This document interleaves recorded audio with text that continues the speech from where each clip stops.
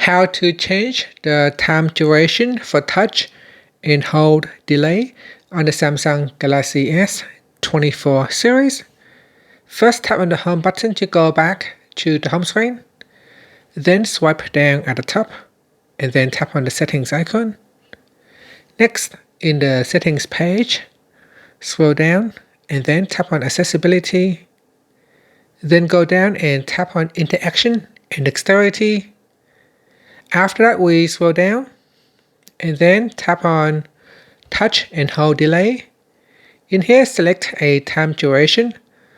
You can choose between very short 0.3 seconds or short 0.5 seconds to medium 1 second, long, or you can even set a custom time. So in here, just simply touch on the screen and then tap on save.